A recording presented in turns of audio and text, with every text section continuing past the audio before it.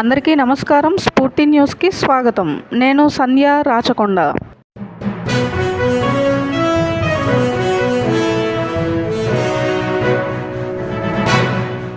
ఏలూరు జిల్లా గురువాయిగూడెం గ్రామ సమీపంలో తెల్ల మద్ది చెట్టు కింద స్వయంభూలుగా వెలిసిన శ్రీ మద్ది ఆంజనేయ స్వామివారి దర్శనార్థం మంగళవారం నాడు భక్తులు అశేషంగా వీచేశారు.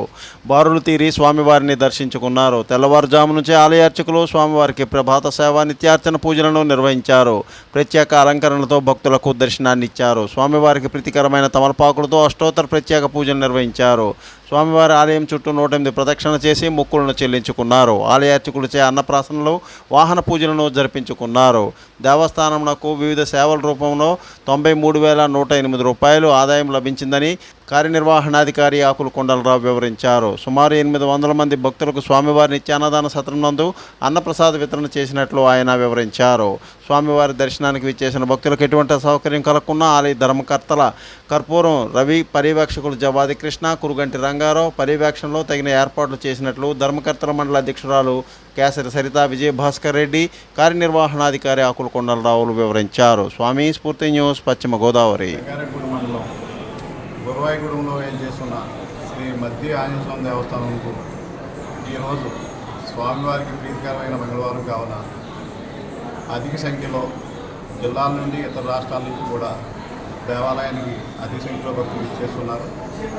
దేవాలయానికి వచ్చిన భక్తులకు ఇక్కడ మంగళవారం నాడు స్వామివారికి పాలతో పొంగలు తయారు చేసి స్వామివారికి సమర్పించుకోవడం ఆనవాయితీగా జరుగుతుంది. అధిక సంఖ్యలో భక్తులు పాల పొంగలి స్వామి సన్నిధిలో తయారు చేసి స్వామివారికి సమర్పించుకోవడం, అలాగే ప్రాకార మండపంలో అక్షరాభ్యాసం, నామకరణలు, అన్నప్రాసనలు ఎక్కువగా స్వామివారి సన్నిధిలో చేసుకోవడం అనేది ఇక్కడ ఆచారంగా వస్తుంది.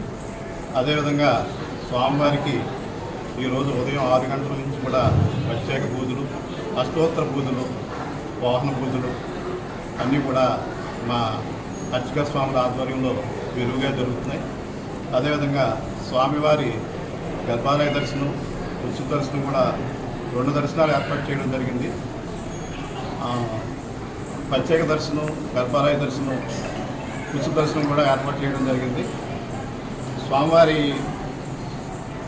అన్నప్రసాదము, ప్రియప్రసాదం కూడా ఏర్పాటు చేయడం జరిగింది.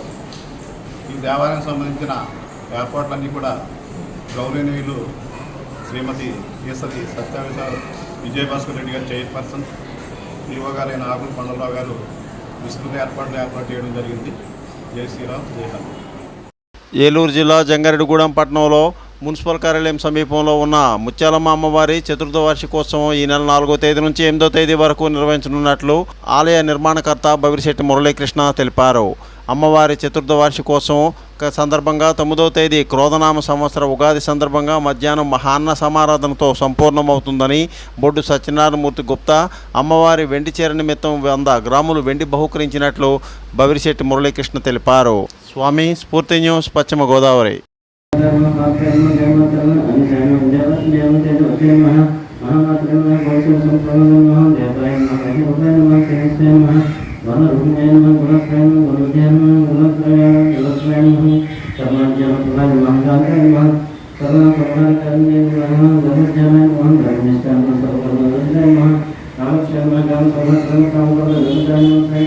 Please like, share, subscribe our channel.